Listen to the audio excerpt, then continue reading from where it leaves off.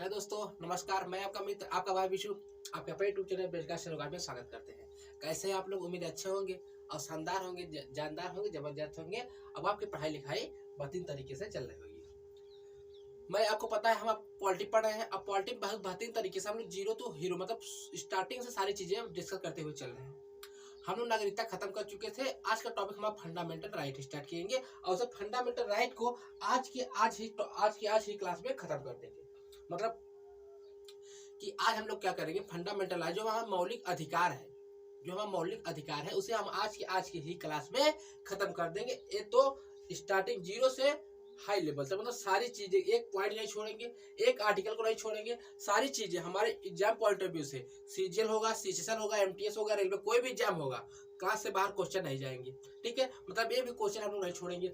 और उसके बाद जैसे टॉपिक खत्म होता है, हम उसके प्रीवियस क्वेश्चन को डिस्कस कर लेंगे। यहाँ पे थ्योरी खत्म, वहां पे आपकी टॉपिक खत्म, मतलब प्रीवियस क्वेश्चन, मतलब हर चीज आपकी क्लियर हो जाएंगी। ठीक है, ये मौलिक अधिकार क्या है? मौलिक अधिकार ऐसे हो जाते हैं जो हमारा मौलिक अधिकार है, जो हमें सरकार ने दी है, जो हमारे फंडामेंटल राइट जो है, जो हमारे लिखा हुआ है, जो हमारी पॉलिटिक बुक है इसमें लिखा हुआ है वो मौलिक अधिकार लिखे हुए हैं।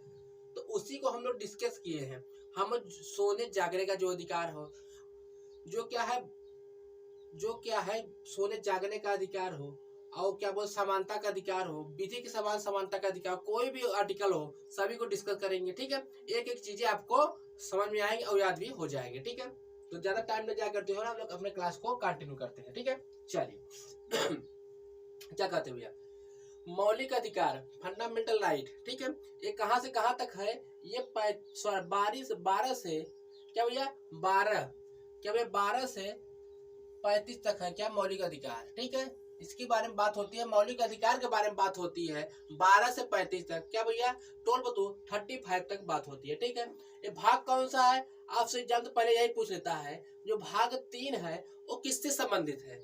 तो आप कहेंगे भैया भाग जो 3 है फंडामेंटल राइट यानी मौलिक अधिकार से संबंधित है। ठीक है, हमारा क्या क्या अधिकार है भारत देश में, उससे संबंधित कौन? भाग 3 संबंधित है। ठीक है, कहा भैया 12 से 35 तक। ठीक है, अब ये हम लोग लिए कहाँ से? ये जो मौलिक अधिकार है हम लोग लिए कहाँ से? आपसे बहुत ज्यादा पूछता है, हम लोग मौलिक अधिकार जो लिए हैं कहाँ से लिए हैं, बहुत इंपॉर्टेंट यही हो जाता है। तो आपको पता होना चाहिए, ये जो मौलिक अधिकार है हम लोग लिए हैं, ये अमेरिका के संविधान से हम लोग इसे लिए हुए हैं। ठीक है, मौलिक अधिकार हम लोग अमेरिका के संविधान से लिए हुए हैं। ठीक है, मौलिक अधिकार जो है, जो हमारा मौलिक अधिकार है, ये जो हमारा मौलिक अधिकार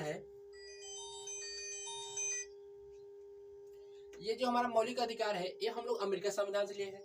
और अमेरिका के संविधान में इसे बिल ऑफ राइट कहते हैं। मौलिक अधिकार को अमेरिका के संविधान में बिल ऑफ राइट कह देते हैं। ठीक है, इसे बिल ऑफ राइट कह देते हैं। कहा भैया अमेरिका के संविधान में इसे बिल ऑफ राइट कह देते हैं। ठीक है भैया, हम लोग क्या समझे अभी तक? ये भाग 3 में इसके बारे में डिस्कस कर, मौलिक अधिकार बारे में अनुच्छेद 12 से 35 है, सब मेरे अमेरिका के संविधान से हम लोग ग्रहण किए हैं, और ये मौलिक अधिकार को अमेरिका के संविधान में बिल ऑफ राइट कह देते हैं। ठीक है, fundamental right have been called bill of right in the US constitution. ठीक है, अमेरिका के संविधान में से बिल ऑफ राइट कहते हैं, taken from the US constitution, मतलब हम लोग लिए कहां से है? इसे अमेरिका के संविधान से लिए हुए हैं। ठीक है, चलिए आगे देख लेते हैं।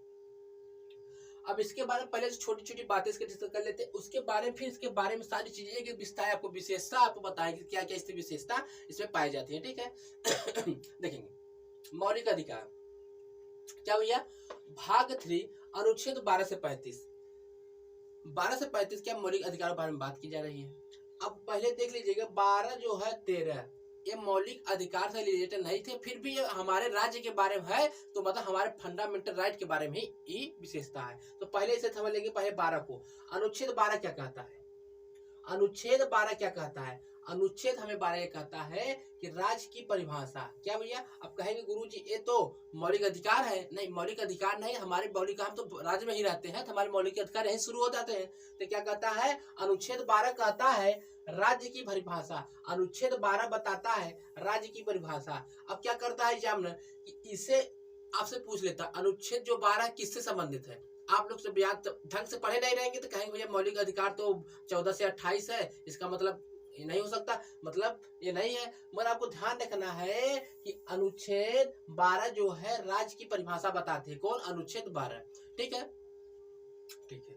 अनुच्छेद 13 जो है, अनुच्छेद 13 जो है, कोई भी नियम कानून फंडामेंटल राइट का उल्लंघन करता है तो वह स्वतः ही खत्म हो जाएगी। इसका मतलब क्या समझते हैं आप लोग?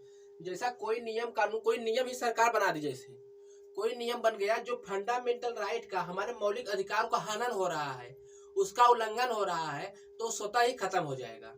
अब इसमें इसका एग्जाम्पल जैसा, जैसे मान लीजिए कि बच्चों के 5-6 साल के बच्चे तक के स्कूल में शिक्षा मुफ्त दी जाती है। जो सरकारी स्कूल है उसमें भी मुफ्त दी जाती है कि नहीं दी जाती है? प्राइमरी जो स्कूल है उसमें दी जाती है।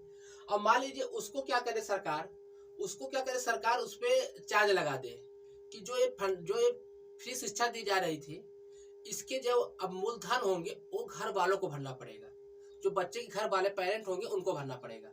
तो उसमें क्या होगा, हमारे तो संविधान में लिखा हुआ है कि बच्चों को फ्री शिक्षा दी जाएगी, 6 साल तक शिक्षा फ्री दी जाएगी। और जब सरकार आई, सरकार ने क्या करी, ये पेनल्टी कर दी कि ये बच्चे के घर वाले पेरेंट क्या करेंगे, इसके पैसा भरेंगे। तो मेरे फंडामेंटल राइट का उल्लंघन हुआ ना, मेरे फंडामेंटल राइट का उल्लंघन हुआ। तो इसमें क्या होगा, यही अनुच्छेद 13 यही कहता है कि कोई भी नियम या कानून फंडामेंटल राइट, फंडामेंटल मतलब मौलिक अधिकार को उल्लंघन करता है तो वह स्वतः ही समाप्त हो जाएगा। वो क्या होगा, स्वतः ही समाप्त हो जाएगा। ठीक है, ये बात आपको ध्यान रखनी है। हमारा क्या है, मौलिक अधिकार 12 से 35 तक है। क्या भैया, मौलिक अधिकार 12 से 35 तक है। पहला क्या कहता है, अनुच्छेद 12 कहता है राज्य की परिभाषा।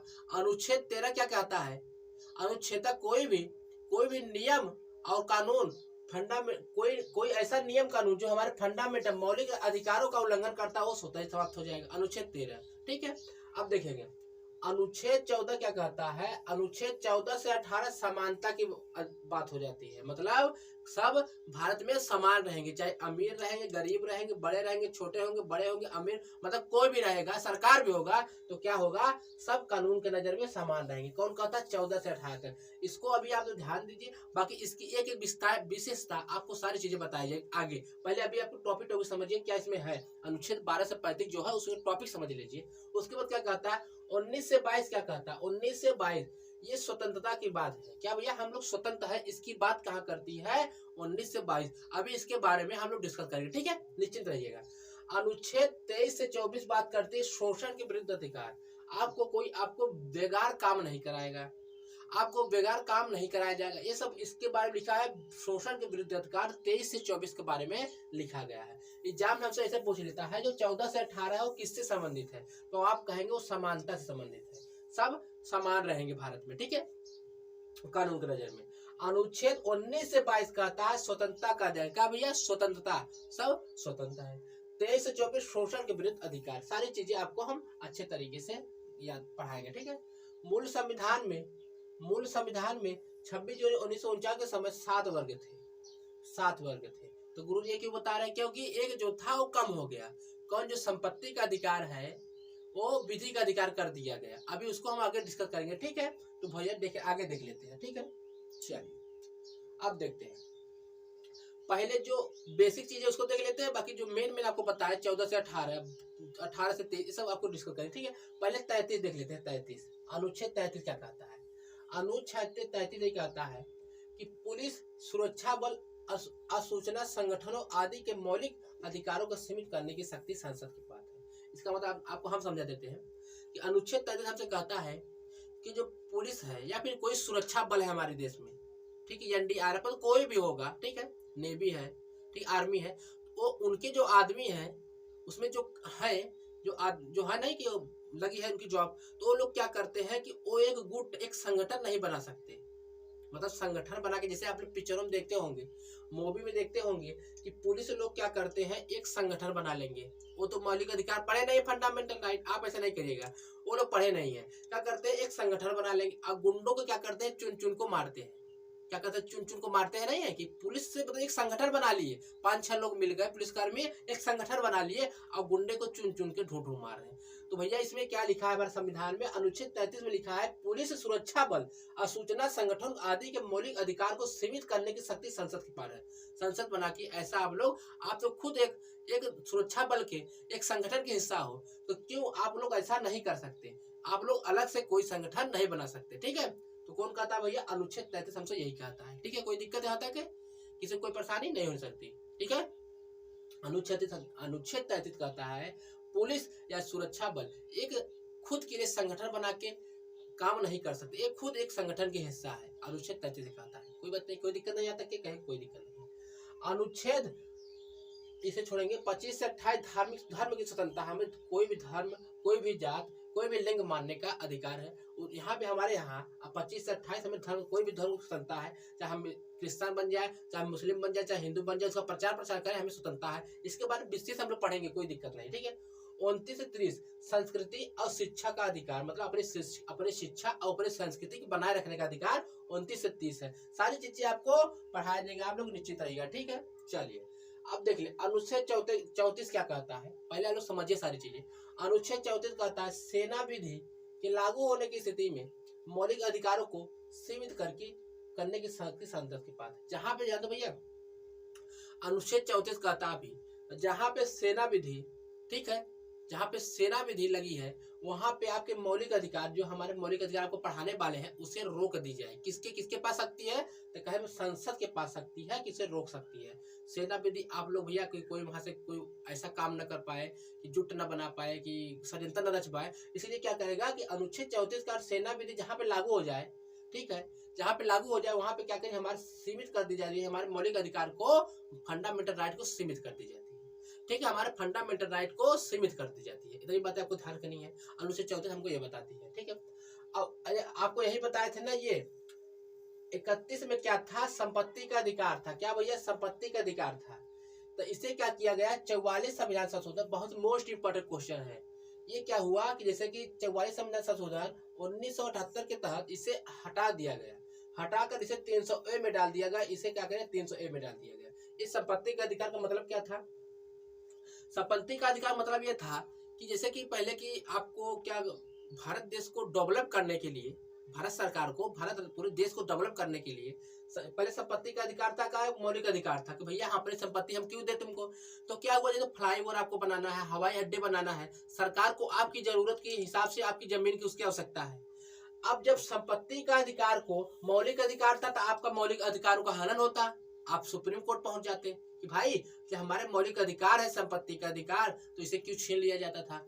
तो ऐसा था कि जैसे आपके ना संपत्ति का अधिकार पहले था, अब उसे विधि का अधिकार कर दिया। अब जैसे कि कोई सरकार को आपके भारत देश को डेवलप करने के लिए कोई आपको फ्लाईओवर या फिर रोड निकालनी है और आपकी जमीन रास्ते में पड़ जाती है और आप देने से मना कर देते हैं, आप देने से मना कर देते हैं। अब आपका मौलिक अधिकार था और आपका हक भी था उस समय कि आप नहीं देंगे, कोर्ट चले जाते थे, कोई मिल भी नहीं करता था, तो कैसे डेवलप होगा। तो ऐसे में क्या की सरकार ने, जो संपत्ति का अधिकार था 31 में था, आर्टिकल 31 में संपत्ति का अधिकार था, इसे क्या कर दिया 44 संविधान संशोधन 1978 के तहत इसे 300A में डाल दी। अब यह विधि का अधिकार कर दी। अब क्या करती है सरकार, आपकी क्या जमीन आपकी तो नाम है, मगर सरकार को काम है आपकी उचित रेट देख के आपसे जमीन को ले सकती है। इसीलिए 31 संविधान संशोधन 31वां में जहाँ संपत्ति का अधिकार था उसे क्या किए 44 संविधान संशोधन 1978 से क्या किए, उसे क्या कर दिए, हटा के क्या कर दिए 300A में डाल दी गए। आपको इतना ध्यान रखना है, 31 में क्या था, आप कहेंगे संपत्ति का अधिकार था। इतनी बातें आपको याद रखना है। और दूसरी बात क्या था, 44 संविधान संशोधन 1978 से इसे क्या कर दिया गया, इसे क्या कर दिया, मतलब इसे क्या कर दिया, हटा दिया गया। इसे क्या कर दिया, विधि का अधिकार, मतलब इसे एक सरकारी अधिकार करके रख दिया गया। ठीक है, अनुच्छेद 14 आपको बता ही दी। अब चलते हैं हम लोग अपने मेन टॉपिक को। ठीक है, पहले 5 को देख लेते हैं, अनुच्छेद 35 को। अनुच्छेद 35 क्या कहता है, अनुच्छेद 35 क्या कहता है, अगर मौलिक अधिकारों का मौलिक अधिकारों के उल्लंघन की स्थिति में संसद को कानून बनाने की शक्ति है। जैसे आपको क्या अनुच्छेद 35 कहता है, आपके मौलिक अधिकारों का उल्लंघन हो रहा है, आपके मौलिक अधिकारों का कोई उल्लंघन कर रहा है तो आप क्या कर सकते हैं, सुप्रीम कोर्ट में याचिका लगा सकते हैं, हमारे मौलिक अधिकारों का उल्लंघन हो रहा है। तो क्या करेगी सुप्रीम कोर्ट, क्या करेगी, मौलिक अधिकारों के उल्लंघन की स्थिति में कानून बनाएगी, आपके लिए जवाब तलब करेगी। ठीक है, उसमें उसका संरक्षण आपको कौन करेगा, संसद करेगी। ठीक है भैया, शक्ति किसके पास है, संसद के पास है। अनुच्छेद 35 के तहत, अनुच्छेद 32 कहता है संवैधानिक उपचारों का अधिकार। ठीक है, संवैधानिक उपचारों का अधिकार, अगर तुम्हारा कोई फंडामेंटल राइट का उल्लंघन कर रहा है, आप कहाँ जाओगे, सुप्रीम कोर्ट जाके उसके खिलाफ आप याचिका लगा सकते हैं। ठीक है, अब चलते हैं मेन टॉपिक को। अब सारी चीज को हम दोबारा से डिफाइन करेंगे। ठीक है, अभी तक जो आपको हम सारी चीजें बताए उसे दोबारा से आपको समझाएंगे, एक एक चीजें आपको दोबारा से समझाएंगे। ठीक है, एक एक चीजें आपको दोबारा समझाएंगे, एक बार रिपीट करके आएंगे, फिर से सारी चीजें आपको दोबारा समझाएंगे, एक एक चीजें आपके माइंड में सेट हो जाएंगी। ठीक है, अभी तक हम आपको क्या बताए, अभी तक हम आपको क्या बतलाए हैं कि हम लोग क्या पढ़ रहे हैं, हम लोग मौलिक अधिकार, मौलिक अधिकार मीन्स फंडामेंटल राइट, हमारा मौलिक कर्तव्य, मौलिक अधिकार हमारा क्या है, इस मौलिक अधिकार हमारे क्या क्या है, सोने जागने का अधिकार, खाने का अधिकार और भैया रहने का अधिकार, सारे अधिकार इसमें हमें दिए हुए हैं। ठीक है, अब ये जो बोलता है पहले हमसे, ये जो मौलिक अधिकार है, ये जो फंडामेंटल राइट है, ये हम लोग कहाँ से लिए हैं, तो कहेंगे भैया हम इसे अमेरिका संविधान से लिए हैं। अब कहता है भैया ये मौलिक अधिकार किस भाग में है, आप कहेंगे भाग 3 में है। अब कहेंगे आर्टिकल कहाँ से कहाँ तक है, तो आप लोग कहेंगे 12 से 35 तक है। ठीक है, और उसके बाद क्या कहता है, जो मौलिक अधिकार हम लोग कहाँ से लिए हैं, तो आप लोग कहेंगे मौलिक अधिकार जो है हम लोग अमेरिका संविधान से लिए हैं। अब कहते हैं जो मौलिक अधिकार को अमेरिका के संविधान में क्या कहा जाता है, तो आप इसे कहते हैं बिल ऑफ राइट कहते हैं। ठीक है, आगे देख लेते हैं। हम आपको फिर दोबारा बताएं कि जो भाग 3 में यही थे, अनुच्छेद 12 कहती है भैया कि राज्य की परिभाषा बताती है, अनुच्छेद क्या कहती है, राज्य की, अनुच्छेद 12 कहता है राज्य की परिभाषा, अनुच्छेद 13 हमसे कहता है भैया कि अगर कोई भी नियम कानून ऐसे बन जाता है जो हमारे फंडामेंटल राइट का उल्लंघन करता है तो उस स्थिति में क्या करेगी, वो स्वतः ही खत्म हो जाएगा। अब 14 से 18 आपको बताए कानून के नजर में सब समान होंगे, 14 से 18, 19 से 22 बताए सब स्वतंत्र होंगे, स्वतंत्रता के अधिकार है, 23 से 24 शोषण के विरुद्ध अधिकार, कोई साहब बेकार काम नहीं कराएगा। ठीक है, अब 33 आपको बता पुलिसकर्मी सुरक्षा बल, किसी को पुलिसकर्मी हो चाहे सुरक्षा बल, उसी पुलिसकर्मी सुरक्षा बल सरकारी आदमी क्या कर सकते हैं, एक गुट नहीं बना सकते कि भैया चलो हम गुट बना के काम करें, नहीं, वो तो खुद संगठन, एक गुट के एक संगठन की हिस्सा है। उसके बाद 25 से 28 कहता धर्म की स्वतंत्रता, कोई भी तुमको जाति धर्म लिंग मानने का अधिकार है, उसमें कोई रोक टोक नहीं है, उसका प्रचार करने का अधिकार है। कौन कहता 25 से 28, सारी चीज हम डिफाइन करेंगे, निश्चिंत रहेगा। 29-30 कहता है संस्कृति और शिक्षा बनाने रहने का अधिकार, आपकी कल्चर, आपकी शिक्षा, आपकी संस्कृति क्या क्या है उसको बनाए रखने का अधिकार आपको 29 से 30 आपको दी गई है। ठीक है भैया, कहेंगे ठीक है गुरु जी। अब उसके बाद आगे देखेंगे, अनुच्छेद 34 कहता है सेना विधि लागू होने के समय में जहाँ पे सेना मार्शल लॉ लगा भैया, वहां पे आपको आपकी फंडामेंटल राइट को सीमित करने का अधिकार संसद के पास, अनुच्छेद 34 कहता है। अनुच्छेद जो 31 था संपत्ति का अधिकार था, उसे क्या कर दिया, विधि का अधिकार। क्यों कर दिया भैया, क्योंकि कोई फ्लाईओवर या रोड सरकार को बनाना है देश को आगे ले जाने के लिए। अब संपत्ति का अधिकार आपको आपका विधि का अधिकार था, वो आपका मूल अधिकार था, अगर मूल अधिकार को उल्लंघन तो कर नहीं सकता कोई, तो सरकार को मिलती नहीं थी, इसलिए क्या कर दिया 31वां संविधान 31 को क्या कर दिया 44वां संविधान संशोधन कर दिया, 44 संविधान संशोधन करके 1978 को के तहत इसे क्या कर दिया, हटा के क्या कर दिया 300 आर्टिकल 300A में डाल दिया गया। ठीक है, ठीक है, आगे चलते थे। अब उसके बाद 35 जो था 35 अनुच्छेद आर्टिकल 35 क्या कहता है, आर्टिकल 35 कहता है मौलिक अधिकारों के उल्लंघन की स्थिति में कानून बनाने का अधिकार संसद के पास। अगर आपके मौलिक अधिकारों का उल्लंघन हो रहा है तो उसका रक्षक कौन है भैया, संसद है। ठीक है, अनुच्छेद 35 के तहत। अनुच्छेद 32 का संवैधानिक उपचारों का अधिकार, अगर आपके मौलिक अधिकारों का कोई उल्लंघन कर रहा है, आपके मौलिक अधिकार कोई उल्लंघन कर रहा है, आप कहाँ जाएंगे, सुप्रीम जाके याचिका लगा देंगे। अब चले, अब हम लोग देखते हैं अनुच्छेद 14 से 18 के मतलब समानता के अधिकार से। ठीक है, हमारा पता है आप लोगों को 12 से 35 तक का मौलिक अधिकार है। अब 14 में आपको बता दिए कि 14 में आपको जो है 12 में आपको बताए, 12 में आपको क्या बताए, 12 में जो है इसके राज्य की परिभाषा बताई थी है, 12 में राज्य की परिभाषा, 13 में कोई नियम कानून बनता है उसका स्वतः ही खत्म हो जाए। अब 14 से हम लोग पढ़ेंगे क्या, अनुच्छेद 14 क्या कहते हैं, अनुच्छेद 14 से 18 तक समानता की अधिकार है, मतलब समानता का अधिकार मतलब सब समान होंगे। क्या भैया, कानून के नजरों में सम समान होंगे कि भैया वो अमीर है वो अलग उसको सामान मिलेगा, वो गरीब है उसको, हाँ, कोई कोई भैया कैसा भी आदमी सबको कानून के नजर में समान रखा गया है। ठीक है, ये कहाँ से बताता है हमको? 14 से 18 बताता है। ठीक है, 14 जो है, पहले 14 अब देखेंगे क्या, 40 हम लोग देखेंगे, 14 देखेंगे। 14 विधि की समझ समानता, मतलब इक्वलिटी, इक्वलिटी बिफोर लॉ, मतलब विधि के समान समानता, कानून के नजर में सब समान है। कैसे समान है देखेंगे। एक विधायक का समान संरक्षण, मतलब भैया कि जैसे कि कानून के नजर में सब समान है। जैसे कि आपने क्या किया कि आपने क्या कर दिया, किसी का मर्डर कर दिया। ठीक है, आपने किसी के मर्डर कर दिया तो कानून के नजर में सब समान है। कोई और मर्डर किया था जो सजा मिली थी, वही सजा इसी व्यक्ति को मिलेगी, भले ये गरीब हो चाहे अमीर हो, मतलब कानून के नजर में सब समान होंगे। कौन बताता है हमको? आर्टिकल 14 हमको यही बताता है कि कानून के नजर में सब समान रहेंगे। ठीक है, आर्टिकल 14 हमें यही बताता है कानून के नजर में सब समान रहेंगे। आपकी बातें क्लियर हो गई। अब उसके बाद बताते हैं आप अनुच्छेद 15, क्या भैया? अनुच्छेद 15 14 से 18 समानता के बारे में बताती है।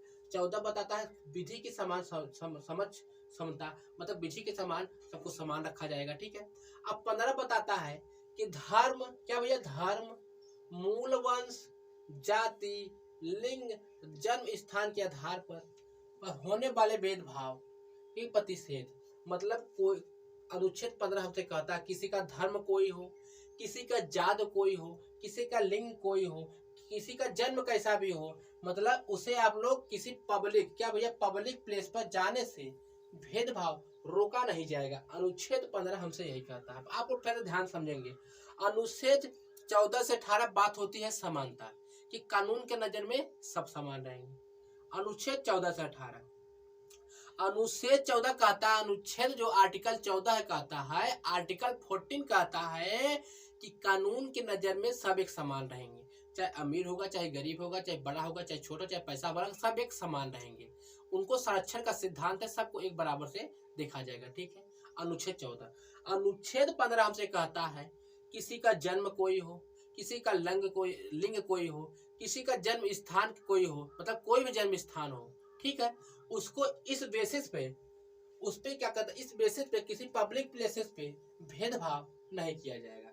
इस पब्लिक प्लेसेस पे भेदभाव नहीं किया जाएगा। ठीक है, कि भैया कि जैसे कोई पब्लिक प्लेसेस है, क्या कोई पब्लिक प्लेस है, क्या है? पब्लिक प्लेस है, वहां पे जैसे गार्डन है, कोई पब्लिक गार्डन है। ठीक है, तो वहां पे कोई कचरा बिनने वाला है तो उसको भी क्या करे, जैसे उसको भी अधिकार, जितना आपको अधिकार है उसका उतना भी अधिकार है। अगर वो चेयर पे बैठ गया, भले गंदा है, आप उठ जाइएगा मगर उसको नहीं हटा सकते। क्यों? क्योंकि उसका भी अधिकार है। ठीक है, उसका भी अधिकार है, मतलब यही तो कहता है ना अनुच्छेद 15, धर्म, मूल वंश, जाति, लिंग, जन्म के आधार पर होने वाले भेदभाव प्रतिषेध है। इसमें आप लिख लीजिएगा पब्लिक प्लेसेस। ठीक है, नहीं रुका जाएगा। ठीक है, अगर आपको दिक्कत हो रही आप हट जाइए, मगर उसको नहीं, उसका भी अधिकार है। क्यों? क्योंकि वो सरकार की नजर वो भी तो सब एक बराबर है ना, तो उसका भी अधिकार है, तो किसी को भेदभाव नहीं कर सकते आप अनुच्छेद 15 के तहत। ठीक है, 14 हो गए, 15। अब 16 क्या कहता है? लोक नियोजन, मतलब लोक नियोजन मतलब पब्लिक एम्प्लॉयमेंट, मतलब सबको क्या करते हैं, जैसे आपको बता देते हैं हम, जैसे कि इसमें क्या है, लोक नियोजन मतलब जॉब, वो आपकी मतलब आपको समझता है कि जब जॉब लगती है, फॉर्म आते हैं, सबको एक बराबर से देखा जाता है ना, कि कोई बता, जैसे देखिए आप, इसमें भी कोई अवसर की समानता, मतलब लोक नियोजन में विशेष अवसर की समानता देखेंगे। इसमें भी 7 प्रकार के हैं, समानता है 7 प्रकार। आधार पे किसी को भेदभाव नहीं किया जाएगा। क्या भैया? लोक नियोजन के अवसर मिलता है 16 में। कहता है इसमें भी धर्म, मूल वंश या जाति, लिंग, जन्म स्थान, वंश कर्म के निवास पर स्थान पर किसी कोई भेदभाव नहीं किया जाएगा। अनुच्छेद 16 कहता है लोक नियोजन, मतलब जो जॉब मिलती है, सरकारी जॉब आती है, सबको एक बराबर देखा जाता है। हालांकि कुछ जो है उसमें अपवाद हो जाते हैं, तो अपवाद को आप नहीं मानिएगा। कि जैसे कि हम लोगों को, लड़कों को दौड़ने के लिए एक रेस 100 मतलब 4 किलोमीटर है, लड़कियों को क्यों कम करते हैं? क्योंकि बराबर में सबको लाते हैं।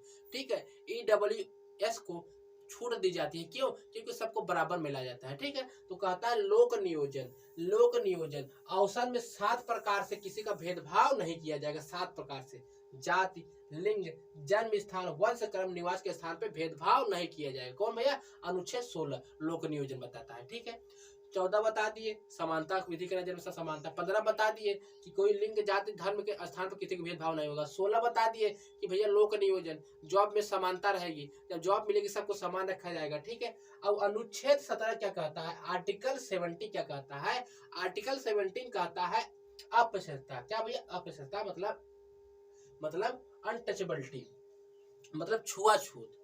अगर अनटचेबिलिटी मतलब अनुच्छेद 17 ये कहता है भैया अनटचेबिलिटी, भैया अपृष्ठता मतलब छुआछूत। अगर किसी को आप छुआछूत मानते हैं, अगर उसको भैया उसको लग गया आपकी बातें उसको लग गई दिल पे कि भैया हमको कह रहा है भैया हम नीच जात के हैं, हम छोट जात के हैं, हम गंदे हैं, हमारे फंडामेंटल राइट का उल्लंघन है। क्यों? अनुच्छेद 17 भैया फंडामेंटल राइट, मौलिक अधिकार दी गई है कि भैया किसी को मूल, वंश, जाति, लिंग के स्थान पे भेदभाव नहीं किया जाएगा। तो अपृष्ठता छुआछूत आप कर दिए भैया कि आप जा रहे थे, कोई पब्लिक प्लेसेस है, कोई पब्लिक कोई कुआं है, मतलब पब्लिक स्थान है, और वहां पे आप कह दिए भैया कि तुम छोटे जात को तुम यहाँ नहीं आ सकते, तो भैया उसके फंडामेंटल राइट का उल्लंघन हो जाएगा। वो क्या करेगा? जाके सुप्रीम कोर्ट जाके याचिका लगा दे कि आपको पीट दी जाएगी, आपको जेल करवा देगा। यही कहता अनुच्छेद 17 हमसे कहता है कि अनटचेबिलिटी। क्या कहता है? अनटचेबिलिटी, छुआछूत को रोक है।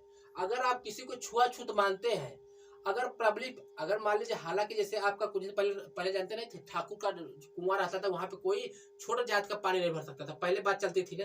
अगर ठाकुर का कुआं है तो ठीक है भैया, उनकी संपत्ति है। अगर मान लीजिए वही पब्लिक की कुआं है, अगर उसको आप अपृष्ठता कर देते भैया, अनटचेबिलिटी, छुआछूत की बात आ जाती है, तो आपको क्या कर देगा? वो जाकर सुप्रीम कोर्ट के आपके नाम से याचिका डाल सकता है, आपको जेल काटनी पड़ जाएगी। अनुच्छेद 17 कहता है। अनुच्छेद 18 क्या कहता है? उपाधियों का अंत। क्या भैया? उपाधियों का अंत। उपाधियों का मतलब समझते हैं? अनुच्छेद 18 हमसे कहता है कि जो भैया पहले था कि नहीं, कि जैसे अपने नाम के आगे महाराणा प्रताप, ठाकुर भानु सिंह ऐसा लगाना कानूनन जुर्म है। कौन कहता भैया? अनुच्छेद 18 कहता है उपाधियों का अंत। आप सिंपल नाम रख सकते हैं, अपने आगे कोई उपाधि नहीं लगा सकते। हालांकि ऐसा हो सकता है विद्यालय में कोई आपको मेडल मिला हो तो उसको लगा सकते हैं, जैसे इंजीनियर हो गया, डॉक्टर होगा, तो ऐसा आपको लगाने का अनुमति है। अनुच्छेद 18 कहता है। अनुच्छेद 18 कहता है उपाधियों का अंत। ऐसा नहीं पहले की तरह महाराणा प्रताप वगैरह वगैरह बहुत सारी चीजें लगा देते थे ना, वैसा प्रतिबंध है। ठीक है, उपाधियों का अंत इसमें है अनुच्छेद 18 में। अगर अपवाद क्या है? अगर आप विद्यालय में पढ़े लिखे हैं तो आपको इंजीनियर कह दिया सकता था, इंजीनियर लगा सकते हैं, डॉक्टर लगा सकते हैं। ठीक है, या फिर आपको सम्मानित किया, जैसे भारत रत्न, पद्म विभूषण, पद्म श्री, ऐसे चीजों सम्मानित किया गया है तो आप उसे लगा सकते हैं। और उपाधियों का अंत 18 में है भैया। ठीक है, इतनी बात आपको क्लियर हुई? कहेंगे गुरुजी कोई दिक्कत नहीं है। अनुच्छेद 14 से 18 आपको समझ में आई? अनुच्छेद 14 से 18 आपको उम्मीद है समझ में आई होंगी। देखेंगे, अनुच्छेद 14 से 18 कहता है समानता, कानून के नजर में सब एक बराबर होंगे। क्या भैया? कानून के नजर में सब एक बराबर होंगे। अनुच्छेद 14 विधि के समान समानता, कानून के नजर में सब संरक्षक सिद्धांत है, सबको एक बराबर से माना जाएगा। अनुच्छेद 15 धर्म, मूल, जाति, लिंग, स्थान पर किसी का भेदभाव करते हैं तो जुर्म माना जाएगा पब्लिक प्लेसेस पे। ठीक है भैया, अनुच्छेद 15 कहता है। 16 भी यही कहता है 7 प्रकार जाति, लिंग, जन्म स्थान, वंश, कर्म पर आपको क्या करना है? प्रतिषेध है। क्या भैया? मतलब इसमें क्या है? 16 में लोक नियोजन मतलब अवसर की समानता, मतलब जॉब पे 7 प्रकार से धर्म, मूल, वंश, जाति, क्रम, जन्म स्थान के स्थान पे आपको भेदभाव नहीं किया जाएगा। कौन? लोक नियोजन, मतलब अनुच्छेद 16 में। अब 15 में क्या है? 15 पब्लिक प्लेसेस है और 16 में है जॉब में आपको क्या करना? भेदभाव नहीं किया जाएगा। अनुच्छेद 17 बता अपृष्ठता का मतलब अनटीचेबिलिटी मतलब छुआछूत का अंत 17 में है। 18 कहता है उपाधियों का अंत। क्या भैया? 18 कहता है उपाधियों का अंत। ठीक है भैया, आप अपने नाम के सामने उपाधि नहीं लगा सकते कोई। ठीक है भैया, कहेंगे ठीक है गुरुजी, ठीक है, कोई बात नहीं है। ठीक है, आगे चल देते हैं। यहाँ देखिए, अब आते हैं स्वतंत्रता पर। क्या भैया? स्वतंत्रता क्या कहते हैं भैया? स्वतंत्रता का अधिकार अनुच्छेद 19 से 22 तक है। क्या भैया? Right to liberty. क्या भैया? राइट टू लिबर्टी भैया अनुच्छेद 19 से 22 स्वतंत्रता की बात करता है। अनुच्छेद 19 से 22 कौन भैया? अनुच्छेद 19 से 22 स्वतंत्रता की बात करता है। ठीक है भैया, अनुच्छेद 19 से 22 स्वतंत्रता की बात करता है भैया। अनुच्छेद 19 से 22 स्वतंत्रता की बात करता है। ठीक है भैया, कौन भैया? अनुच्छेद 19 से 22 राइट टू लिबर्टी। ठीक है, अनुच्छेद 19 कहता है कि आप कितनी प्रकार की आपकी स्वतंत्रता है। ठीक है, आप लोग स्वतंत्रता देखेंगे, आप लोग दिल आपका गार्डन गार्डन हो जाएगा। ठीक है, अब आपको हम स्वतंत्रता बताते हैं कितने प्रकार का हमारे भारत देश में हमको स्वतंत्रता प्राप्त है। ठीक है, देखेंगे अनुच्छेद अनुच्छेद 19 वन कहता है 19(1)(a) ध्यान रखिएगा, कंफ्यूजन नहीं हो। क्या कहता है? अनुच्छेद 19 नहीं पढ़ रहे हम लोग, 19 कह रहे भैया। 19(1)(a) कहता है कि हमें भाषण की अभिव्यक्ति है, मतलब स्वतंत्रता है। अनुच्छेद 19(1)(a) कहता है, अनुच्छेद क्या? अनुच्छेद 19(1)(a) कहता है कि हमें बोलने की स्वतंत्रता है। क्या भैया? बोलने की स्वतंत्रता है। क्या भैया? प्रेस की स्वतंत्रता है। आपको बोलने की स्वतंत्रता कौन देता है भैया? कोई भी बात बोलो, आपको बोलने की स्वतंत्रता कौन देता है? 19(1)(a) कहता है। ऐसा नहीं कि फालतू बात आप बोले। आप माइक में कुछ हमारे जैसे सरकार चल रही है, सरकार के बारे में भड़काऊ भाषण, ऐसा बोलने की स्वतंत्रता नहीं। आपको बोलने चालने की स्वतंत्रता है, प्रेस की स्वतंत्रता है, आपको स्पीच की स्वतंत्रता है। तो सारी चीज स्वतंत्रता देता है 19(1)(a), मगर ऐसा बोलना है कि कोई मतलब भड़काऊ भाषण नहीं बोलना है। बोलने की स्वतंत्रता देती है, प्रेस की स्वतंत्रता देती है। तभी तो देखते हैं अखबार में सारी चीजें छाप दी जाती हैं। आज क्या हुआ, ऐसे छाप देते ना कि आज आज आज मोदी की सदस्यता भंग कर दी गई, ऐसे बोलने की स्वतंत्रता है, वो लोग कर देते हैं। तो बोलने की स्वतंत्रता यही कहता है भैया। अनुच्छेद 1(a) भाषण की स्वतंत्रता है, स्पीच की स्वतंत्रता है। ठीक है, अनुच्छेद 19(1)(a) कहता है। अब अनुच्छेद 19(1)(b) कहता है शांतिपूर्वक, क्या भैया? शांतिपूर्वक एवं हथियार रहित सम्मेलन करने की। अब भैया जब आपको बोलने की स्वतंत्रता है तो ठीक है भैया, अब बोलने की स्वतंत्रता आप लोग पा गए, तब क्या करेंगे आप लोग? अब 19(1)(b) में जाएंगे, क्या कहेंगे भैया? कि हथियार मत लाओ, सब लोग बैठ के सम्मेलन कर सकते हो। क्या भैया? 19(1)(b) कहता है कि शांतिपूर्वक सम्मेलन करने की आपको अनुमति देती है। हमारा फंडामेंटल राइट है कि आप शांतिपूर्वक बैठकर जुट बना के ढेर सारे बोल बतलाई कर सकते हो। कौन कहता है? अनुच्छेद 19(1)(b) शांतिपूर्वक, हथियार उसमें नहीं लाना है कि बंदूक लाके गन करो, ऐसा नहीं करना है। शांतिपूर्वक सम्मेलन करने का अधिकार आपको देता है 19(1)(b) देता है। 19(1)(a) क्या कहता है? 19(1)(a) कहता है भाषण की, बोलने की स्वतंत्रता आपको 19(1)(a) कहता है। आपको हथियार रहित सम्मेलन करने की शक्ति कौन देता है? 19(1)(b) देता है। ठीक है, याद हो। अब 19(1)(c) कहता है जब भैया आप लोग सम्मेलन कर लिए हो, इकट्ठा हो गए हो, तो संघ बना लो। संघ एवं सहकारी समिति बनाने का अधिकार। ये संघ एवं सहकारी समिति का मतलब देखिए, यही आपको बताए थे कि जो सुरक्षा बल है वो संघ नहीं बना सकती, मगर आप लोग बना सकते हैं। क्या भैया? आप लोग पहले भाषण की स्वतंत्रता आपको मिली, फिर साथ ही पूरा हथियार रहित सम्मेलन करने का। अब क्या कहता है? संघ मतलब एक संगठन बना के, जैसे आप CGL वाले बच्चे अलग संगठन बना लिए ढेर सारे, ग्रुप डी वाले अलग, MTS वाले, तो संघ बनाने की शक्ति आपको कौन देता है? अनुच्छेद 19(1)(c) संघ एवं सहकारी समिति बनाने का अधिकार है। ठीक है भैया, ये 2011 में जोड़ा गया था। ठीक है, अभी बतलाएंगे आपको। ठीक है, एक बताए 19 याद करने की इंपॉर्टेंट है इसे। ठीक है, 19(1)(a) कहता है स्पीच की स्वतंत्रता। 19(1)(b) कहता है आपको क्या करने, हथियार रहित सम्मेलन करने की स्वतंत्रता। 19(1)(c) कहता है आप सम्मेलन कर लिए हो तो भैया एक संगठन बनाने की स्वतंत्रता। 19(1)(c) कहता है। 19(1)(d) कहता है भारत में कहीं भी घूमने का अधिकार तुमको देते हैं। 19(1)(d) कहता है कि तो भैया आप संगठन बना लो, कहीं भी घूमो, तुम तो राजा हो गए हो, इतना इकट्ठा संगठन बना लियो मजबूत। ठीक है, आपको याद करना इंपॉर्टेंट है। फिर से आप लोग बोलेंगे भैया, आप लोग फिर से बोलेंगे कि अनुच्छेद 19(1)(a) कहता है स्पीच की स्वतंत्रता है, ठीक है, बोलने चालने की स्वतंत्रता है, प्रेस की स्वतंत्रता है, ठीक है। 19 बी कहता है अब जब बोल लिए हो, भाषा तुमको स्वतंत्रता दी गई, आप हथियार रहित सम्मेलन करने की स्वतंत्रता तुमको देते हैं हम, हथियार रहित सम्मेलन करने की स्वतंत्रता आपको हम देते हैं। अब 19 सी कहता है कि आप क्या करते हो, संघ बनाने की शक्ति आपको मिल जाती है, संघ बनाने की शक्ति आपको मिल जाती है। 19 डी कहता है भारत में कहीं भी घूमने की स्वतंत्रता तुमको है। अब जब संगठन बना लिए, खुद मजबूत हो गए, तो घूमने की संगठन आपको मिल गई या तरह तरीके, पहले क्या किए, बोलने की स्वतंत्रता आपको मिली, उसके बाद धीरे से आपको क्या मिल गई, आपको संगठन, सॉरी, आपको धीरे से क्या हो गई, आपको हथियार रहित सम्मेलन करने में। फिर क्या हुई, आप लोगों को सम्मेलन कर लिए तो आपको अब संगठन बनाने की, अब संगठन भी बना लिया, आपको क्या भैया, घूमने का, भारत में कहीं भी घूमने का। 19 डी हम लोग क्या स्वतंत्रता पढ़ रहे हैं, हमको कितनी प्रकार की स्वतंत्रता है भैया, 19 से लेकर 22 तक स्वतंत्रता की बात चलती है, 19 से लेकर 22 तक स्वतंत्रता की बात चलती है, 19 से लेकर 22 तक स्वतंत्रता की बात चलती है। 19 क्या कहता है भैया, आपको बोलने की स्वतंत्रता। 19 बी कहता है आपको हथियार रहित सम्मेलन की स्वतंत्रता।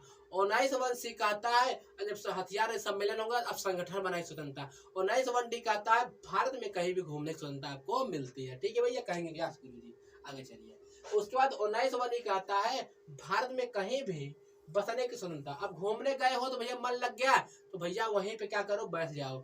अब यही देखिए जो संपत्ति का अधिकार इसी में था हमारा, ये अपने संपत्ति का अधिकार था जो हम लोग सरकार को नहीं देते थे, तो क्या किया उसने, 44 संविधान संशोधन 1978 से 300A इसे विधि का अधिकार कर दिया, किसको, संपत्ति के अधिकार को निकाल दिया, ठीक है।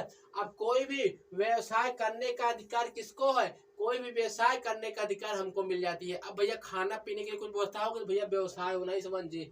सहकारी समिति जो आपको बताए थे 97 संविधान संशोधन हुआ था 2011 में, तब इसको जोड़ लिया गया था। हम लोग सारी चीजें दोबारा से रिवीजन करके फिर आएंगे, आगे पढ़ेंगे, एक एक चीजें आपको समझ में आ जाएगी, एक एक चीजें आपको समझ में आ जाएगी, आप लोग निश्चिंत रहिएगा, ठीक है, ठीक है, ठीक है, ठीक है। चलिए देखेंगे,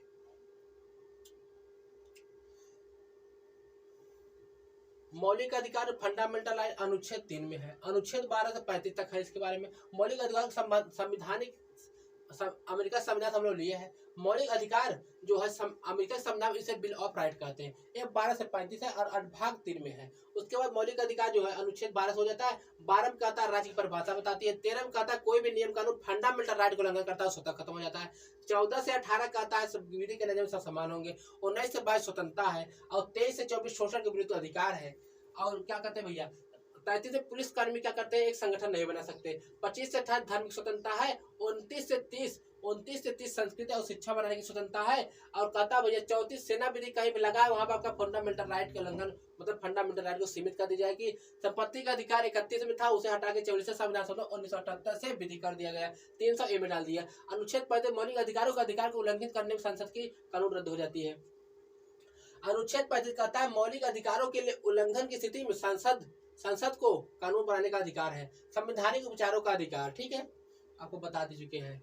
अब उसके बाद बताए 14 कहता विधि के कानून के नजर में सब समान होंगे। क्या भैया, कानून के नजर में सब समान होंगे, ठीक है, कानून के नजर में सब समान होंगे। अनुच्छेद 15 कहता मूल, धर्म, लिंग, जाति, जन्म स्थान पे किसी का भेदभाव नहीं होगा पब्लिक प्लेसेस पे, अनुच्छेद 15 कहता है। 16 कहता लोक नियोजन मतलब पब्लिक जॉब में क्या भैया 7 प्रकार के लिंग, जन्म स्थान, जाति, धर्म और क्या कहते हैं, इस जन्म स्थान के स्थान पे किसी का भेदभाव नहीं किया जाएगा, सबको बराबर रखा जाएगा। अनुच्छेद 17 कहता अपैशता मतलब छुआछूत, अनटचेबिलिटी, क्या अनटचेबिलिटी, अपैशता मतलब छुआछूत, आप भेदभाव किसी को नहीं कर सकते। अनुच्छेद 18 कहता है उपाधियों का अंत, क्या भैया, उपाधियों का अंत, सेना संबंधी सम्मान है भैया, लगा सकते उपाधियों का अंत, आपको बता दिए थे।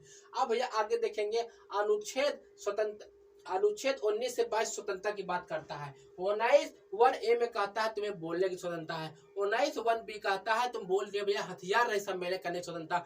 19(1)C कहता है हथियार रहित सम्मेलन कर लिए हो तो भैया तुम संगठन बना लो तो कहीं भी घूम लो। 19(1)D कहता है कहीं भी घूम लो। अब कहीं घूम लियो तुम्हारा मन कहा वहीं बस जाओ।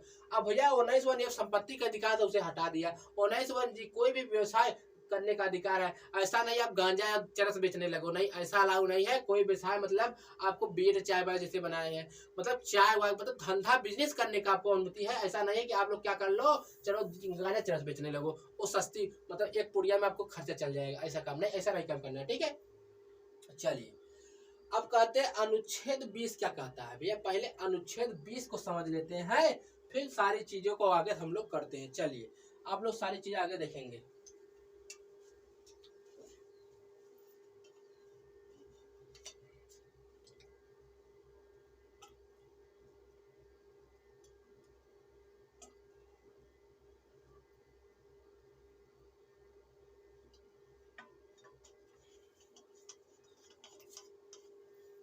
चलिए आगे देखेंगे। चलिए अनुच्छेद 20 पढ़ेंगे आप लोग। अनुच्छेद 20 आर्टिकल 20 पढ़ेंगे। जितनी चीजें आपको समझाए समझ में आए कि नहीं, समझ में आई ना। चलिए अनुच्छेद 20 का कहता अपराध के लिए दोष सिद्धि का संबंध में संरक्षण। भैया जैसे आप कोई अपराध कर दिए ना, कि मान लीजिए आप कहीं गए चोरी कर लिए, ठीक है, मान लीजिए चोरी करना नहीं, आपको मान लेना है, आप लोग गए कहीं पे चोरी कर लिए, उसके संबंध में संरक्षण का सिद्धांत आपको देता है कौन भैया, आर्टिकल 20 क्या कहता है कि अपराध के संबंध में दोष सिद्धि का संबंध में संरक्षण का सिद्धांत, ठीक है भैया। अनुच्छेद 20 हमसे बताता है अपराध कर दिए, कोई चोरी कर दिए, मर्डर कर दिए, उसके में दोष सिद्धि के संबंध में अधिकार क्या रहेंगे, आपको थोड़ा आपको कुछ अधिकार तो मिलेगा ही, भले आप लोग कर्म कांड किए हैं। तो कहते हैं भैया दोहरे दंड का संरक्षण। तो भैया तुम मर्डर किए हो, तुम चोरी किए हो, तो मतलब तुम एक बार चोरी किए हो, तुमको सजा भी एक बार मिलेगी। ऐसा नहीं है कि भैया कि तुम चोरी के लिए तुमको एक सजा, एक चोरी के लिए 2 सजा मिले, नहीं, तुमको एक सजा मिलेगी, फांसी मिलेगी, एक बार मिलेगी। कोई भी आपको डंडे से मारा जाएगा, जेल मिलेगा सिर्फ एक मिनट, मतलब कोई भी जैसे आप कर्म किए हैं, चोरी भी किए हैं, कोई भी आपने अपराध किए तो उसको सिर्फ एक बार सजा मिलेगी, ठीक है, सिर्फ एक बार सजा मिलेगी। ये आपको दोष सिद्धि के संबंध में अधिकार को संसद देती है भैया, कि दोहरे दंड का संरक्षण। तुमको भैया दोहरा दंड नहीं दिया जाएगा, सिर्फ एक बार दंड दिया जाएगा। आप लोग मूवी में देखे हैं कि नहीं, कि भैया किसी को फांसी पे लटकाया गया हीरो को, तो रस्सी टूट गई, जब रस्सी टूट गई भैया उसका फंडामेंटल राइट का उल्लंघन नहीं होगा। अब सिर्फ कहा गया था भैया तुमको सिर्फ एक बार दंड दिया जाएगा, तो सिर्फ उसको एक बार दंड दिया जाता है। क्यों भैया, अरे वो तो चढ़ गया, रस्सी तुम्हारी टूट गई तो भैया हो गया, बात खत्म। किसी को सिर्फ बात की गई है सिर्फ एक बार सजा देने की, तो भैया यही कहता है दोहरे दंड का संरक्षण अनुच्छेद 20 में भैया 20 में है, ठीक है भैया। दोहरे दंड का संरक्षण, सिर्फ किसी भी दंड के लिए कोई भी काम किए सिर्फ इसको एक बार सजा मिलेगी, ठीक है भैया।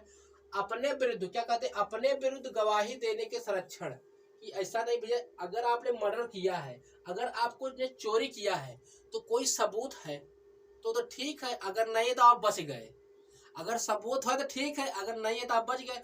वो सरकार की सारी पुलिस कर्मी का काम है कि आपको दोष साबित करे, सबूत ढूंढे। आपको ऐसा नहीं है कि भैया आपसे कहेगा मम्मी कसम खा ले तो तू बताएगा कि दोस्त तू चोरी किया है, तू के तुमको कोर्ट में कहना है मम्मी कसम, पापा कसम और कजनी कौन कौन सा विद्या कसम खिला खिला के काम नहीं करेंगे, ठीक है। अपने विरुद्ध गवाही देने का संरक्षण देता है भैया, कि तुमको अपने विरुद्ध कोई फोर्स नहीं करेगा कि तुम गवाही चलो दो केस में, चलो तुम गवाही दो, तुम केस कर्म कांड किए हो, सबूत नहीं है तो क्या पुलिस का काम है ढूंढ के लाए, आप सेफ हो। अनुच्छेद 20 हमसे यही कहता है। भूतलक्षी दंडित विधियों में संरक्षण का सिद्धांत। भूतलक्षी जानते हैं, नहीं जानते, हम बता देते हैं, ठीक है।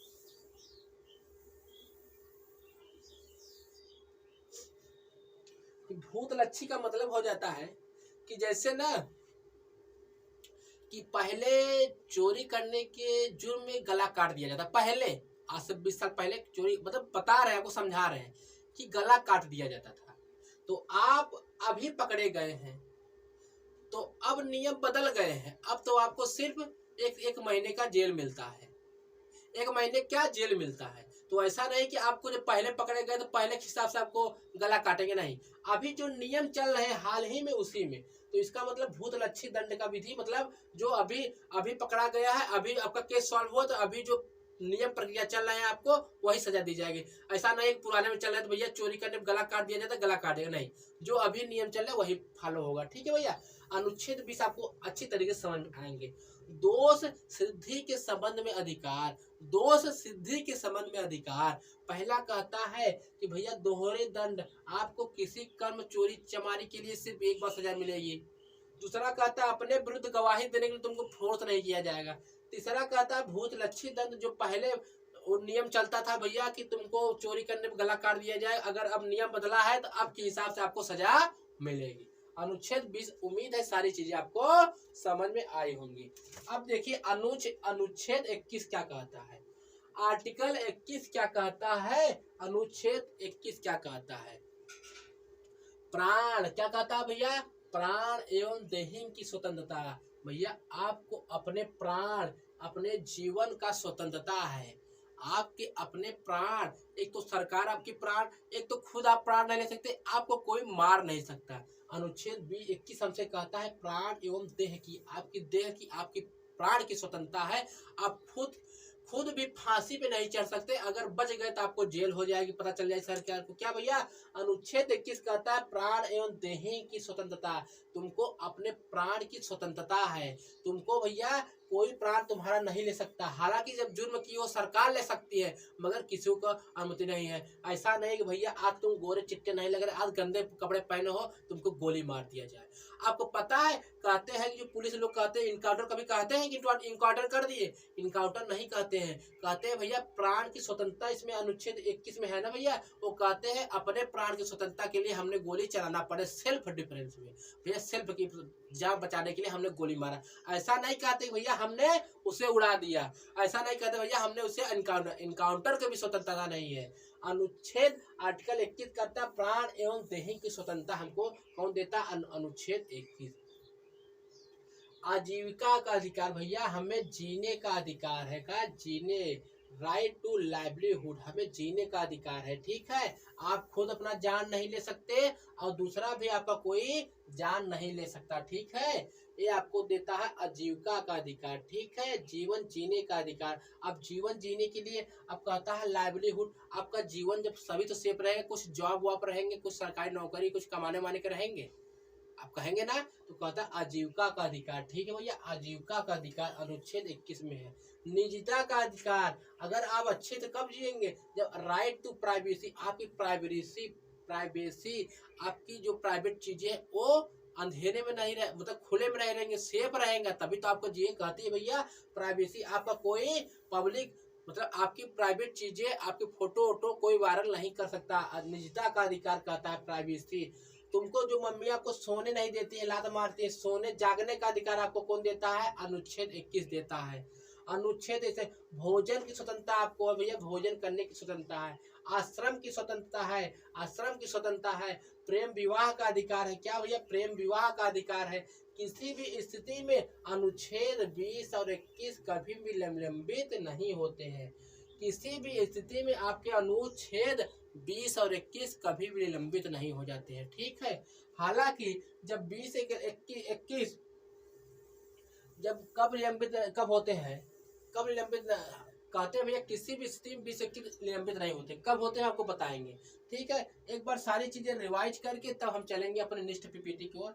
मतलब आज क्या करेंगे, इसको हम लोग समाप्त करके तभी छोड़ेंगे। ठीक है, आज इसको समाप्त करके तभी छोड़ेंगे। नागरिकता को सॉरी फंडामेंटल राइट, मूल अधिकार को समाप्त करके तब हम लोग आगे कंटिन्यू करेंगे। ठीक है भैया, कोई किसी को दिक्कत नहीं है, कोई दिक्कत किसी को नहीं होनी चाहिए। मौलिक अधिकार, मौलिक अधिकार भाग 3 अनुच्छेद 12 से 35। मौलिक अधिकार भाग 3 अनुच्छेद 12 से 35 अमेरिका के संविधान से लिए हैं। कहा भैया, अमेरिका के संविधान से लिए हैं। अमेरिका के संविधान में इसे बिल ऑफ राइट कहते हैं। ठीक है, बिल ऑफ राइट कहते हैं। फिर आगे क्या कहता है भैया, भाग 3 12 से 35। 12 में कहता है भैया राज्य की भारी परिभाषा है। अनुच्छेद कहता है कोई नियम कानून बनता है उसे स्वतः ही रद्द कर देता है। अनुच्छेद 12 हो गए और 14 हो गए। ठीक है, सॉरी अनुच्छेद 12 और 13 हो गए। ठीक है, अब कहता है अनुच्छेद 14 से 18 समानता का अधिकार, 19 से 22 स्वतंत्रता का अधिकार, और 23 से 23 से 24 शोषण विरुद्ध के अधिकार, क्या है शोषण के विरुद्ध अधिकार, ठीक है। अनुच्छेद अनुच्छेद 33 कहता है पुलिसकर्मी संगठन नहीं बना सकते। अनुच्छेद 25 से 28 धार्मिक स्वतंत्रता, कोई भी धर्म जाति मानने का अधिकार। 29-30 संस्कृति और शिक्षा बनाए रखने का अधिकार आपको है। और उसके बाद क्या कहता है 34 कहता है कहाँ भी सेना विधि लग जाए, मार्शल लॉ लग जाए, वहां पे आपकी फंडामेंटल राइट को सीमित करने का अधिकार संसद के पास है। 31 संपत्ति का अधिकार 44 संविधान संशोधन से संशोधन 69 के तहत इसे हटा कर क्या कर दिया, विधि का अधिकार 300A में डाल दिया गया, ठीक है भैया। और उसके बाद क्या बताया हम, अनुच्छेद पर मौलिक अधिकारों के उल्लंघन की स्थिति में कानून उसको सेव करेगी, उसको सजा देगी, आपको कोई फंडामेंटल राइट को उल्लंघन करता है। संवैधानिक उपचारों का अधिकार आर्टिकल 32 आपके मौलिक अधिकारों को उल्लंघन करता है तो आपको सब क्या करेंगे, केस करेंगे इसके सुप्रीम कोर्ट जाके संवैधानिक उपचारों का अधिकार। अनुच्छेद 14 कहता है 14 से 18 समान का अधिकार।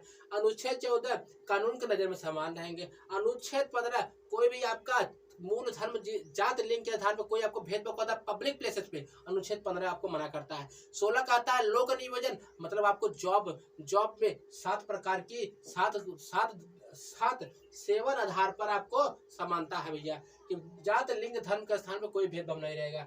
अनुच्छेद 17 अपृष्टता अनटचेबिलिटी छुआछूत मना है। अनुच्छेद 18 उपाधियों का अंत, अनुच्छेद 18 उपाधियों का अंत। 19 से 22 स्वतंत्रता है। पहला करता 19 से भाषण स्वतंत्रता, 19 वन भी शांतिपूर्ण हथियार रहित सम्मेलन स्वतंत्रता, 19 व संघ सहकारी समिति बनाने का अधिकार, 19 वन भारत में कहीं भी घूमने का अधिकार। अब भारत में कहीं भी बसने का अधिकार कहता है भैया 19 संपत्ति का अधिकार 44 संविधान हटा दिए गए। कोई भी व्यवसाय करने का अधिकार 19 और सहकारी समिति कब जोड़ी गई, 97 संविधान संशोधन 2011 में जोड़ी गई थी, ठीक है। अब आगे देखेंगे अनुच्छेद 20 और 21 पढ़ लेंगे पहले। अनुच्छेद 20 और 21 पढ़ के तब आगे चलेंगे। अनुच्छेद 20 कहता है भैया कि अनुच्छेद 20 अपराधों के लिए दोष सिद्धि, अगर तुम अपराध किए हो उसे सरकार सिद्ध करेगी, पुलिसकर्मी आपको फोर्स नहीं किया जाएगा। दोहरा दंड, एक काम के लिए एक चोरी की तो एक बार सजा मिलेगी, अपराध के लिए आपको कसम खिला के कोई आपको कोर्ट में जवाई नहीं करेगा, आप अपने खिलाफ बोलो, अपने खिलाफ गवाही दो। भूतलक्षी पहले के हिसाब से आपको दंड नहीं लिया जाएगा, जो अभी चलेंगे वही। अपने अनुच्छेद 20। अब 21 कहता है, अनुच्छेद 21 कहता प्राण और देह की स्वतंत्रता, आजीविका, तुमको लाइवलीहुड, निजता का अधिकार, प्राइवेसी प्रकार, सोने का अधिकार, भोजन करने का अधिकार, श्रम का अधिकार, प्रेम विवाह का अधिकार, किसी भी स्थिति में 20 और 21 खराब नहीं होते, रद्द नहीं होते, ठीक है भैया। अब चलते हैं हम लोग नेक्स्ट पीपीटी की ओर, मतलब आज के आज इसे क्लास में हम लोग खत्म कर लेंगे, आज क्लास में हम लोग इसे खत्म कर लेंगे, ठीक है भैया।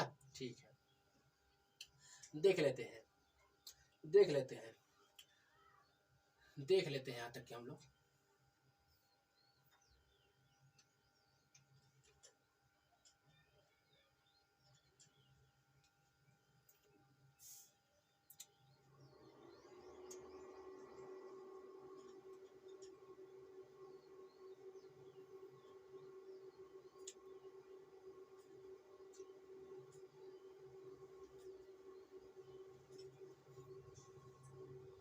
चलिए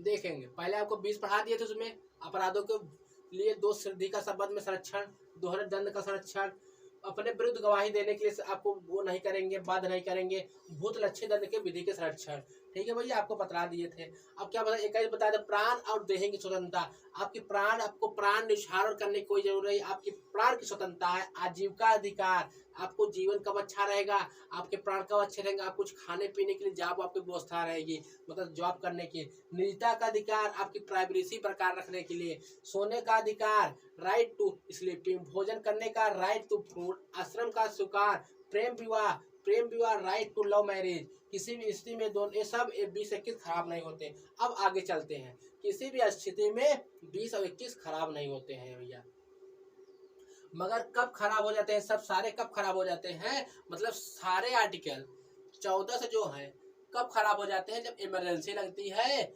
इमरजेंसी तब लगती है तो सभी आर्टिकल, सभी अनुच्छेद आपके फंडामेंटल राइट को रोक देते हैं। जब हमारे यहाँ क्या नेशनल इमरजेंसी लगती है तो सारे फंडामेंटल राइट को रोक देते हैं। 20 और 21 को छोड़कर, क्या भैया 20 और 21 को छोड़कर सारे फंडामेंटल राइट को रोक दिया जाता है। ठीक है भैया। अनुच्छेद देखिए हमारे यहाँ पहले आपको पता है कि कब कब वो लगा है, क्या नेशनल इमरजेंसी कब का लगा आपको पता है? नहीं पता है, पता कर लीजिए। देखिए एक बार लगा था 1962 में, काहे के लिए लगा था भैया? इंडिया और चाइना का क्या वार हो गया, युद्ध हो गया था। ठीक है भैया, 1962 में एक बार लगा था नेशनल इमरजेंसी। एक बार 1971 में लगा था जब इंडिया और चाइना सॉरी इंडिया और पाकिस्तान का युद्ध हो गया था। ठीक है भैया। एक बार 1975 में आंतरिक गड़बड़ी करके के इंदिरा गांधी लगा दी थी, क्या भैया? National emergency. क्यों भैया? वो चुनाव हार गई थी कि भैया अब कह दी आई कहीं भैया कि जाओ नेशनल लगा दो इमरजेंसी, क्या हो सकता है? सशस्त्र विद्रोह हो सकता है, मुठभेड़ हो सकती है। कौन कहा? इंदिरा गांधी का 1975 में, तब आंतरिक गड़बड़ी के नाम से एक बार लग गई थी नेशनल इमरजेंसी। हमारे यहाँ नेशनल इमरजेंसी 3 बार लगी है। कब भैया? नेशनल जो इमरजेंसी हमारे यहाँ 3 बार लगी। एक भैया 1962, 1971, 1975। 1975 में इंदिरा गांधी, 1962 में 1971 में इंडिया और पाकिस्तान को वार, 1962 में इंडिया और चाइना वार हो गया था। ठीक है भैया, ठीक है गुरुजी, ठीक है। ये आर्टिकल 352 नेशनल इमरजेंसी की बात करी है। हमारे यहाँ 3 बार लगी है, आपको बतला दिए। जब ये लगता है ना तो सारे आर्टिकल फंडामेंटल राइट लॉक हो जाते हैं, मतलब सोता ही खत्म हो जाते हैं। मगर हमारा 20 और 21 फिर भी जिंदा रहता है। आपका क्या, आपका खाने का सोने जागने का अधिकार छीन लिया जाएगा? नहीं छीना जाएगा। आपसे पूछा जाता है कि हमारे यहाँ नेशनल इमरजेंसी कितनी बार लगी है, तो आप कहेंगे सिर्फ 3 बार। क्या कहेंगे? सिर्फ 3 बार। कब कब कहेंगे? 75, 71, 62 में लगी था। 62 में इंडिया और चाइना वार, और 71 में इंडिया पाक वार। और भैया इंदिरा गांधी ने 75 में आंतरिक गड़बड़ी के नाम पे लगा दी थी। ठीक है भैया, कहेंगे हाँ गुरुजी ठीक है, ठीक है गुरुजी ठीक है। चलिए आगे देख लेते हैं नेशनल इमरजेंसी लगाने का कारण क्या होता है। आप लोग देखेंगे 1 सेकेंड।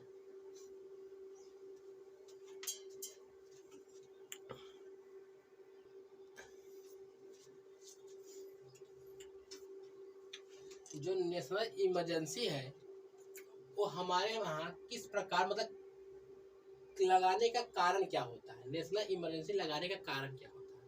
आपको पता है कि नेशनल इमरजेंसी हमारे यहाँ 3 बार लग चुकी है। 71 में, 75 में, 62 में। 62 में इंडिया चाइना वार, 62 में इंडिया चाइना वार, 75 में कही थी भैया इंदिरा गांधी लगा दी थी। ठीक है, आपको ये सब ध्यान रखनी है। 62 और 71, 75 और 62, ठीक है, कोई दिक्कत नहीं है। अब देखेंगे युद्ध क्या हो सकता है भैया। अगर हमारे से किसी से युद्ध हो जाए तब नेशनल इमरजेंसी लगती है। अगर हमारा किसी के साथ युद्ध हो जाए तो नेशनल इमरजेंसी तब लगती है। ठीक है, एक हमारा किसी के साथ युद्ध हो जाए तब नेशनल इमरजेंसी लगती है। ठीक है, और दूसरा है बाहरी आक्रमण। हम किसी से युद्ध ना करें, कोई बागर बिल्ला हम पे युद्ध का विराम, मतलब गोली बारी कर दे, युद्ध शुरू कर दे हमसे स्वतः आके, तब भैया नेशनल इमरजेंसी लगती है। एक सशस्त्र विद्रोह हो जाए, क्या सशस्त्र विद्रोह, क्या भैया सशस्त्र विद्रोह। ये जो 44 संविधान संशोधन से 44 संविधान संशोधन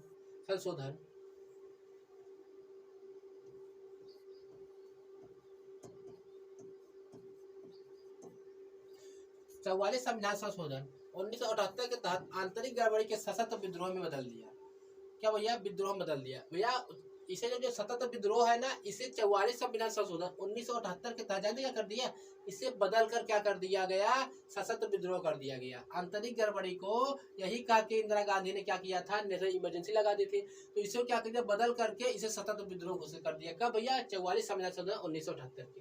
इसमें क्या कहते हैं भैया, मौलिक अधिकारों का निलंबन कौन कर सकता है भैया? तो सिर्फ राष्ट्रपति कर सकते हैं, राष्ट्रपति द्वारा किया जाता है। कब? आर्टिकल 378, 359 के तहत। ठीक है, सशस्त्र विद्रोह जो है के समय में हमारा जो